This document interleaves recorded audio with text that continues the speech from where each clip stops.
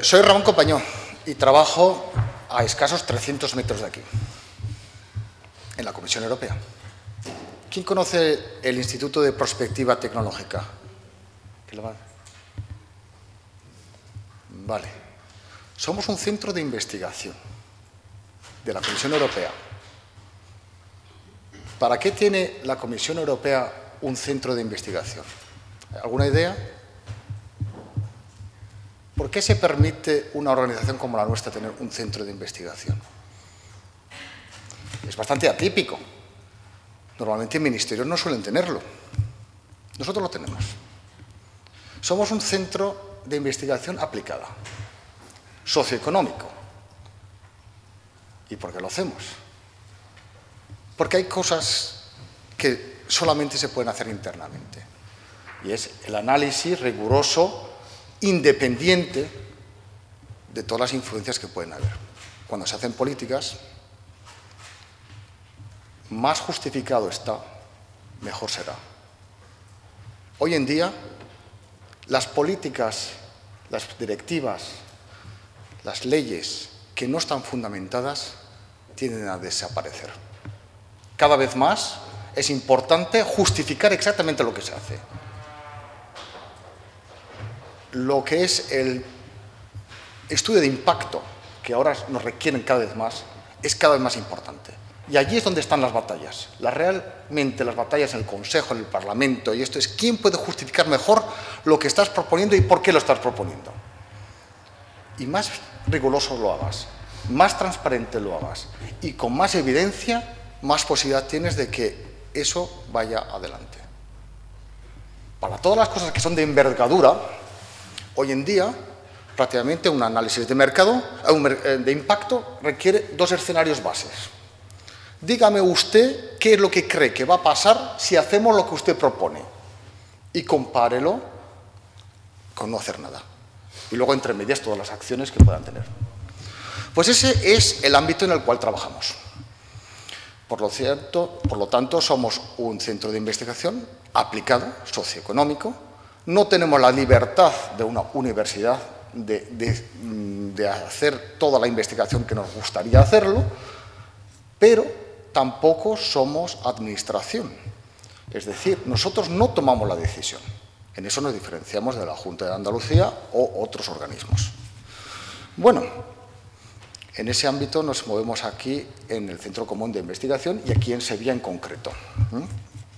Me han pedido que haga una presentación sobre las líneas maestras de la Sociedad de la Información y el Conocimiento en Bruselas y la Unión Europea. Y lo hago con mucho encanto y lo voy a hacer de una manera explicativa de cuáles son las líneas maestras y también voy a infiltrar algunos de los ejemplos que hemos hecho aquí en este campo en concreto, que hay que admitir, algunas pueden ser que sirvan para tomar decisiones, otras a lo mejor no.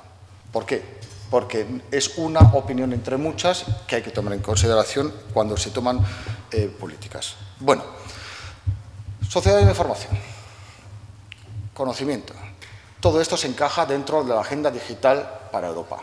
Pero eso se encaja otra vez en las líneas maestras de la Comisión Europea en general, que prácticamente son una serie de directivas, líneas maestras muy gordas, grandes, que son 5. Las voy a repetir para los que se hayan olvidado. Aumentar el empleo para la gente que esté de la población activa. Estas cifras se hicieron cuando estuvo aún la crisis no vigente, pero en un principio es un objetivo muy leal y muy lógico. Segundo, reducir el número del abandono escolar, que en la media europea es de 15, reducirlo al 10, que yo sepa en España estamos por encima de esa media y aquí en Andalucía también. Y otra cosa es aumentar el número de estudiantes que acaben la universidad y que lleguemos a casi un tercio, un poquito más. Reducir la pobreza, muy noble. Ahí tenemos que definir lo que es pobreza en nuestro ambiente. Otra línea maestra es el objetivo 20-20-20, reducir 20% de la emisión de gases invernaderos, aumentar de 20% las renovables y bajar del 20% o ser más efectivos de un 20%, tomando en base el año 1990 y probando de llegar a esto en el 2020. Muy bien. Último punto, aumentar el gasto en investigación y llegar a un 3% del PIB. Bueno, estas son líneas maestras, pero aquí es cuando entra la ciencia y aquí es donde entra el análisis. Todo esto son objetivos muy genéricos que hay que tomarlo en consideración lo que eso realmente quiere decir y explicarlo bien a la gente. Voy a dar un ejemplo de un ámbito que no tiene nada que ver con el tema que vamos a hablar hoy. El famoso objetivo 20-20-20. Nosotros tenemos un grupo a 300 metros de aquí que ha hecho un cálculo muy sofisticado que releva que el efecto de la crisis ha tenido un beneficio hacia los Kioto mucho mayor de todas las políticas que hemos puesto en práctica. ¿Por qué? Pues nada, pues todos los que vivimos en Aljarafe lo sabemos que hace 3 años estábamos en el atasco cuando estábamos en el IKEA y ahora podemos llegar hasta el centro sin tener ningún problema. ¿Han sido políticas activas? Pues no, pero hay que tener en consideración que cuando hacemos los cálculos, ponemos números, hay que saber exactamente de qué hablamos, de qué es la base y hacer un análisis riguroso. Actualmente nos sale más barato llegar a un 20-20-30 que un 20-20-20 hace un par de años, por la crisis. Bueno, entonces hay que ver siempre las opciones que tenemos y cómo lo hacemos. Esto, 3%. Llegar al 3% y que la gran fracción de ese 3% que venga de la industria. Esto ya viene de la época de la estrategia de Lisboa, la declaración de Barcelona, tal y cual. Pero este modelo ya no vale. Estamos moviéndonos un poquito hacia la especialización. No es necesario que se gaste usted más dinero, sino que lo invierta usted bien. Eso quiere decir que la política que tienen que adaptar ustedes en una región o no necesariamente debe ser la misma que tienen que adaptar en otra. Consecuencia, que la Dirección General de Políticas Regionales quiere introducir ahora criterios para asesorar las regiones de cómo gastarse el dinero para I+D, que no sean necesariamente solamente basado en cuestiones monetarias, sino que haya una estrategia detrás de especialización. O sea, gastárselo inteligente. Pues los criterios bajo los cuales se quiere moldear ese concepto lo estamos trabajando ahora en el IPTS. Necesitaremos un poquito de tiempo, pero en un principio es un trabajo que estamos haciendo para la Dirección General de Políticas Regionales, de encontrar los parámetros y los baremos buenos para poder discriminar para que les pueda servir a esta gente. Bueno, entramos al tema ahora, lo nuestro, que es la agenda digital. Para que los que no lo sepan, prácticamente es la hoja de ruta de la Comisión Europea para avanzar en el tema de la sociedad del conocimiento, como lo estamos llamando. Prácticamente es una lista de 101 medidas de actuación de índole muy diferente, que puede ser legislativo, puede ser consultativo, puede ser de investigación, puede ser de otra naturaleza, y cada uno de estos 101 actividades es un compromiso que la Comisión ha llevado a cabo respecto a los países miembros para actuar.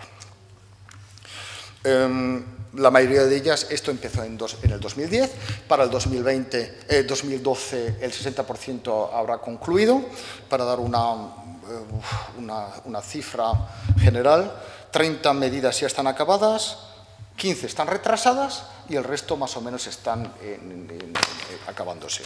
Entre las que se están retrasadas, por ejemplo, es la comunicación sobre la firma digital y la propuesta sobre la identidad electrónica.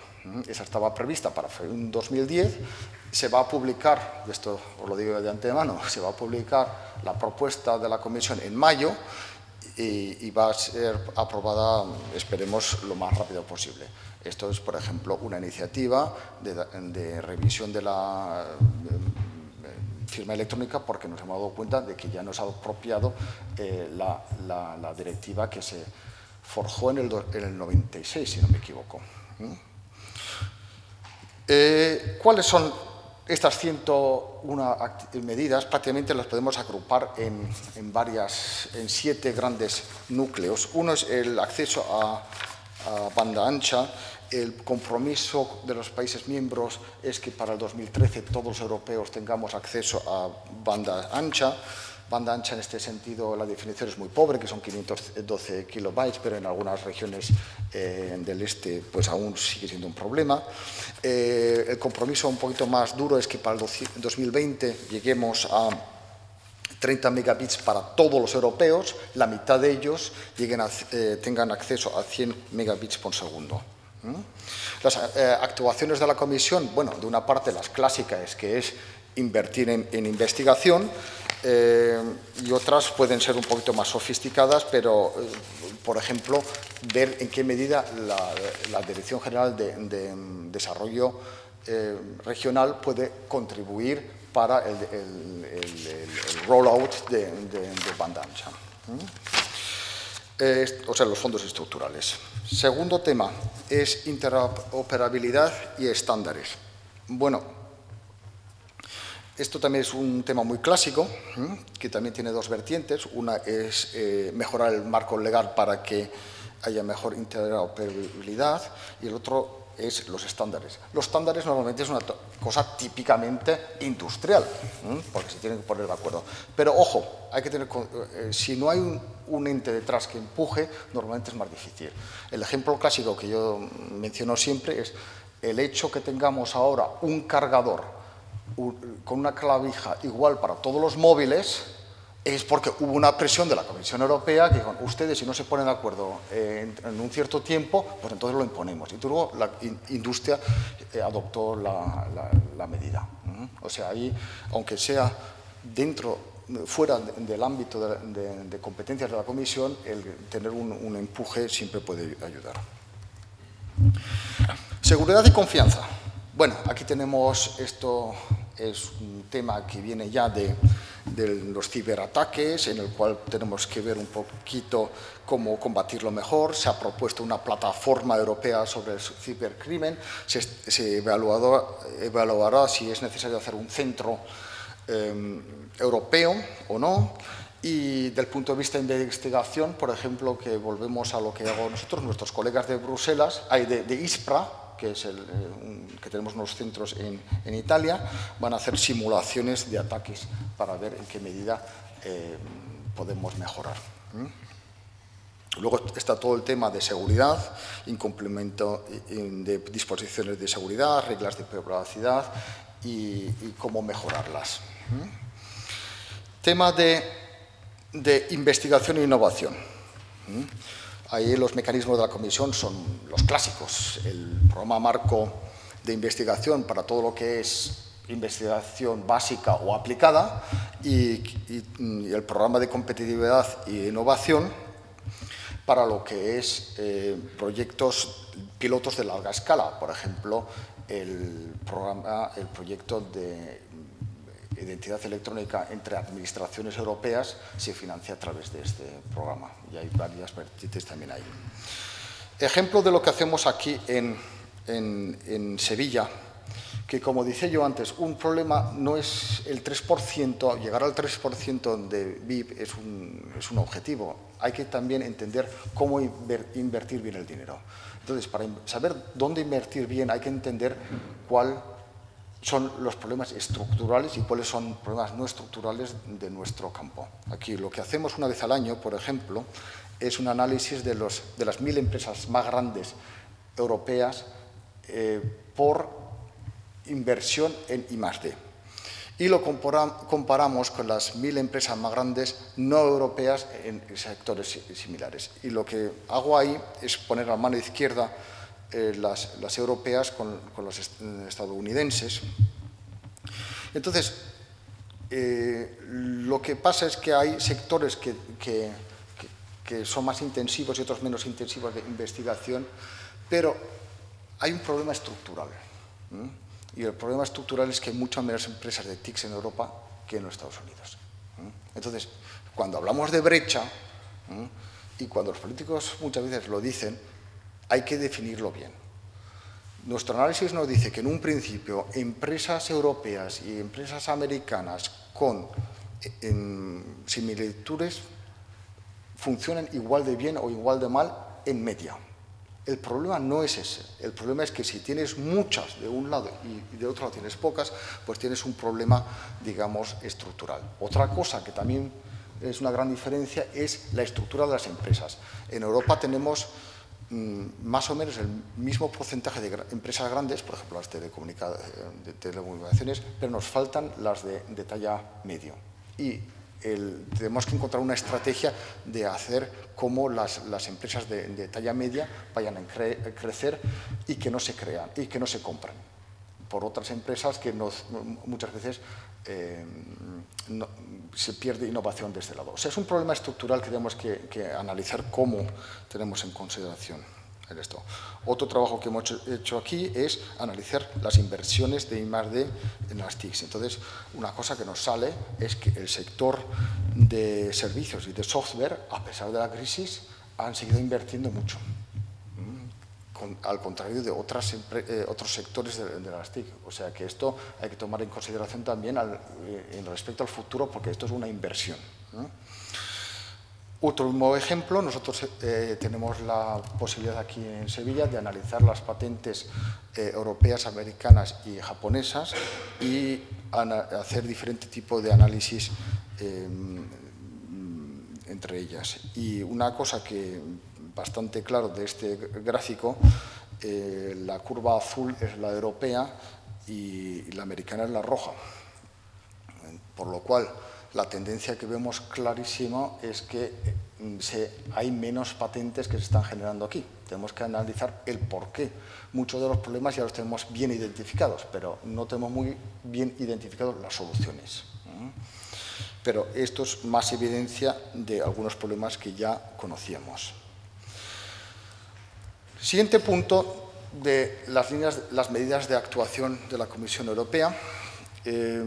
Podrían aglutinarse todo, que es en qué medida las TICs pueden están al servicio de los retos sociales. Bueno, aquí entra todo el tema lógico de las TICs para energía, cómo hacemos el mejor uso de energía, redes de energías inteligentes, un tema que va a salir muy pronto que serán los contadores inteligentes, todo eso para ahorrar consumo. Las tecnologías de los TICs para el tráfico, para la cultura, para el gobierno. Y otro que es muy obvio, que es la salud. En tema de salud también estamos activos nosotros. Pues un ejemplo entre muchos,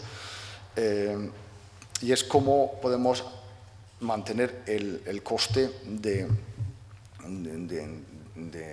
gasto sanitario. Aquí lo que hemos hecho es un análisis económico de un ejemplo de diabetes. Entonces, 45 millones de europeos sufren esta enfermedad y entonces se ve la opción, se ha hecho un análisis de las tecnologías existentes, si se podría hacer un monitoraje y una dosificación a distancia. Cuáles son las posibilidades y cuánto sería un análisis económico de esto. Entonces, hemos calculado este modelo, si el 20% de las personas lo aceptaría, el coste podría estar al rondear los 4 euros por persona por paciente, que esto sería el coste de inversión. Entonces tenemos que ver cuál es lo que podíamos ganar de esta inversión.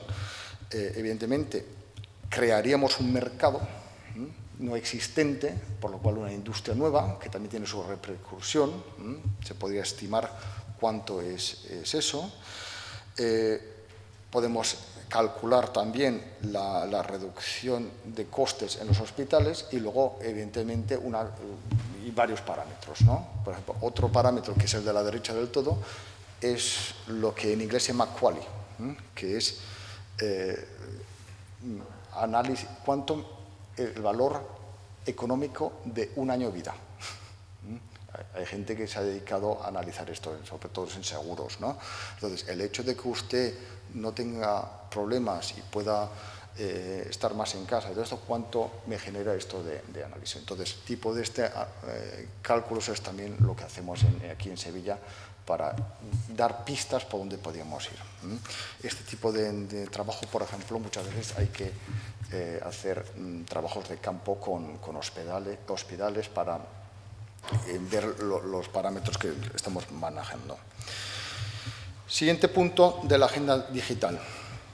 Todo lo que tiene que ver con la mejora de las habilidades electrónicas, o sea, conocimientos informáticos, aprendizaje telemático, formación continua. Esto es un tema ya claro, se relaciona directamente con el primer objetivo que dije de la Comisión Europea. Y aquí el problema de fondo es que tenemos que analizar cómo preparar a los estudiantes para trabajos que aún no existen. Por lo cual, el reto es cuáles son las habilidades que necesitarán de aquí 20 o 30 años. Lo que tenemos bastante claro es que quizás lo que tenemos que hacer es utilizar mejor todo el rango de métodos existentes. Por ejemplo, aprendizaje formal o informal y todo esto. Esto es un trabajo típico de prospectiva, que hemos hecho algunos informes, que esto evidentemente es más difícil de cuantificar, pero ahí probamos de dar pistas para la Dirección General de Cultura y Educación de cuáles son los modelos o las bases para que podamos tener crear los estudiantes que necesitaremos aquí en un par de años. Porque al final esto, el problema que tenemos es que quisiéramos que todos los europeos puedan gozar de ello. O sea, que todas las competencias digitales sean para todos. Algunos lo utilizarán para el trabajo, algunos porque están en el sector, algunos y aún más porque están en algunos sectores muy concretos. Pero eso no es una parte solamente del espectro.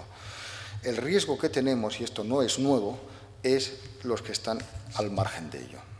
Que nosotros calculamos, y contrastando con todos, que podría estar en el rango de un cuarto o un tercio de la población si no hacemos políticas ahora y dejamos las cosas como están.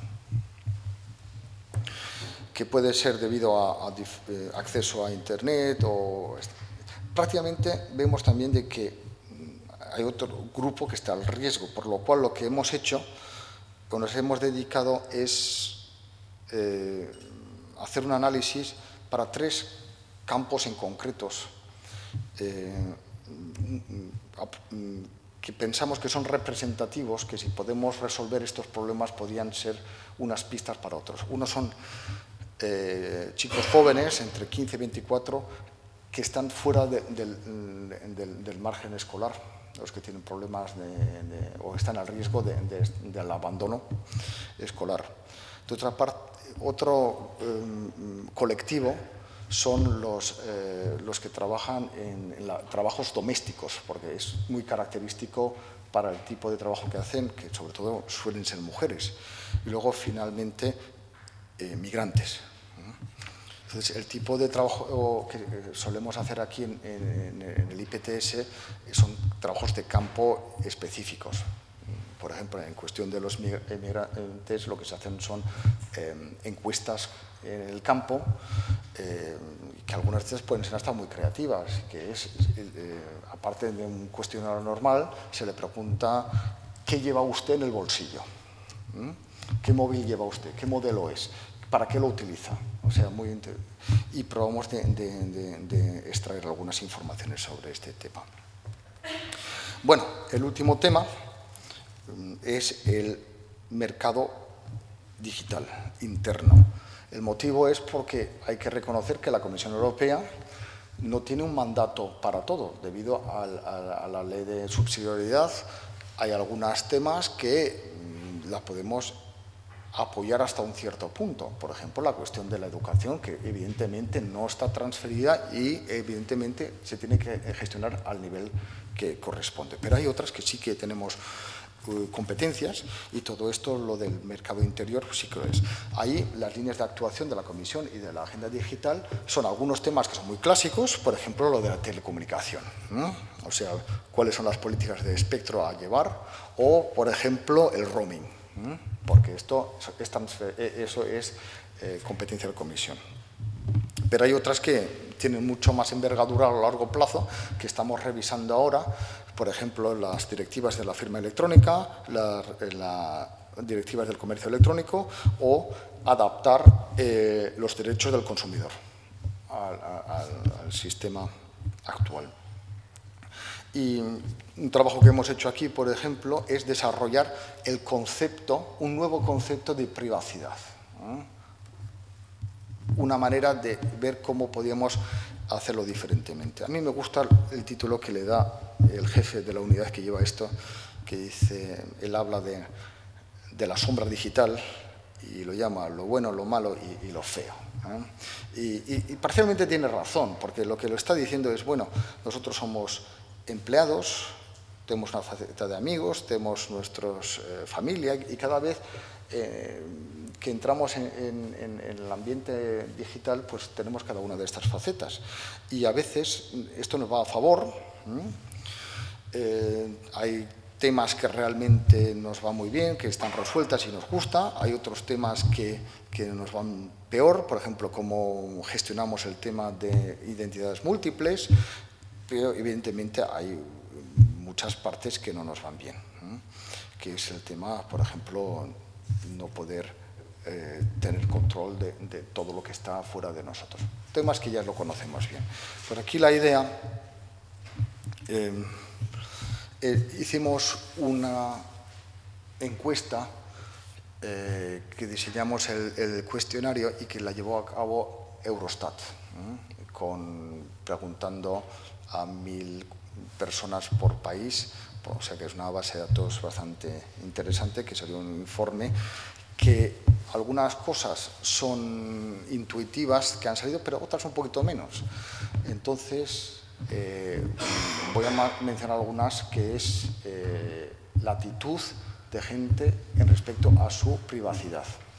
Entonces, una cosa que nos sale es que tener más conocimiento sobre los peligros y las posibilidades de actuar en el ciberespacio no cambia necesariamente las decisiones. Personas que estén más informadas no necesariamente actúan diferentemente. Esto parece intuitivo, pero no lo es necesariamente. Uno de los motivos es que hay demasiada información, y eso es una cosa mala. Por ejemplo, cuando se anuncia demasiada información sobre privacidad y ya no lo ve nadie, por defecto se pincha el defecto, por el cual esto es contraproducente. Otro tema que nos sale, que es interesante, es que a todos nos gusta tener control sobre nuestro ambiente en el cual nos movemos, pero la misma encuesta nos revela que somos incapaces de hacerlo.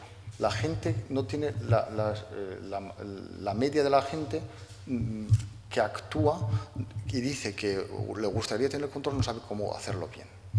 Por lo cual estamos aquí en lo que clásicamente se encuentra una paradoja de privacidad. Es decir, de una parte nos interesa mucho nuestra privacidad, pero del otro lado doy mis datos fácilmente. De una parte quiero ser responsable para lo que pasa, pero de otra parte no quiero llevarme hacer todo el trabajo necesario para ser responsable. De otra parte, estoy interesado y sé todo lo que hay que hacer, pero luego soy demasiado vago para obtener. Entonces, ¿qué es lo que pasa?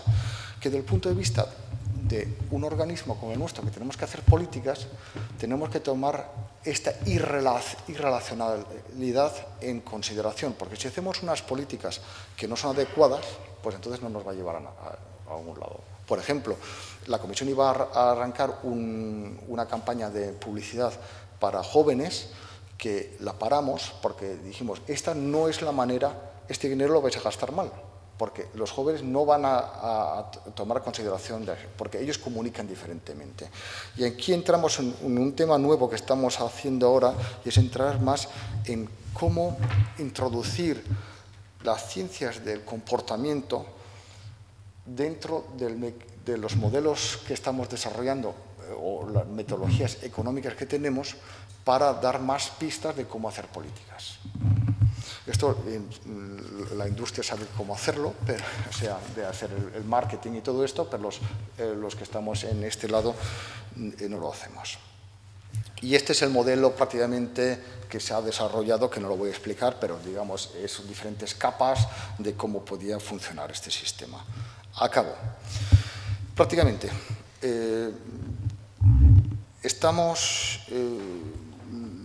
los mensajes que quería pasar es la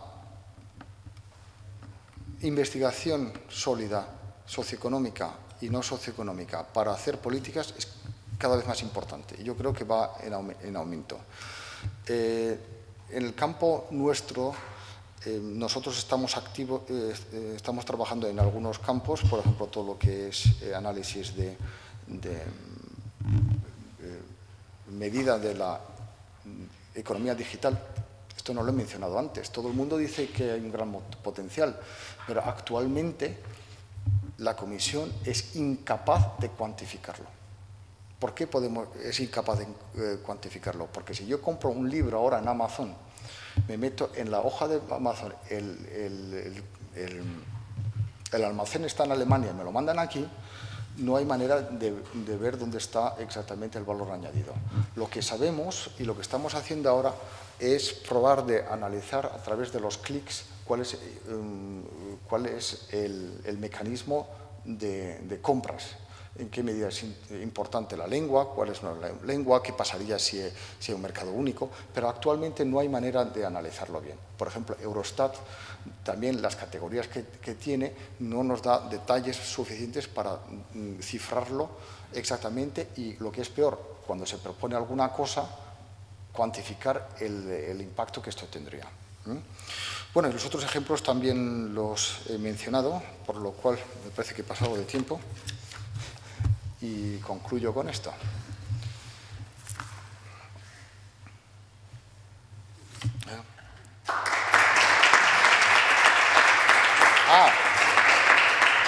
Yo creo, como estamos en tiempos de crisis, yo creo que un mensajito sí que tengo.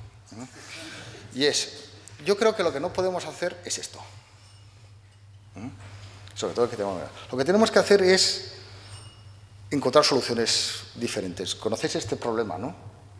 El problema es cómo trazar y unir las bolitas con 4 trazados, ¿no? Entonces, lo típico que uno prueba es hacer estas cosas, lo de toda la vida, y eso no funciona. La solución es salirse de esto, y esto yo creo que es el reto que tenemos todos, ¿no? Probar de ser más innovadores y creativos en tiempos difíciles.